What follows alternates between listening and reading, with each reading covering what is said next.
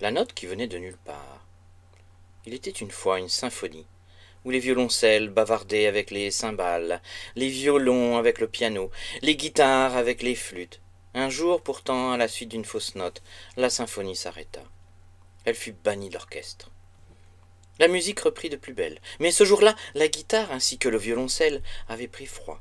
Le chef d'orchestre, une grenouille née de l'imagination d'un peintre qui s'était endormi tout près d'un étang où les libellules dansent la nuit avec des fées venues d'un conte d'autrefois, décida d'aller chercher un remède pour soigner la guitare ainsi que le violoncelle. Il décida d'aller demander à Merlin l'enchanteur le remède adéquat en s'immisçant dans son histoire. La grenouille rentra, déçue, car l'enchanteur refusa. En désespoir de cause, la grenouille décida d'aller frapper à la porte d'un conte qui n'avait pas encore été écrit, mais où les héros étaient des notes de musique. La symphonie put alors reprendre. La guitare ainsi que le violoncelle étaient guéris. La musique produite alors fut si belle que les notes produites s'échappèrent dans des contes, des histoires nées de l'imagination d'une libellule endormie sur un nénuphar afin d'embellir leur décor.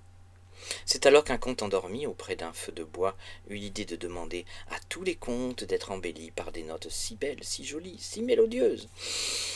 Ils acceptèrent. C'est depuis ce jour que chaque note de musique produit un conte, né de l'imagination d'un chef d'orchestre déguisé en grenouille. Mais l'histoire n'est pas finie.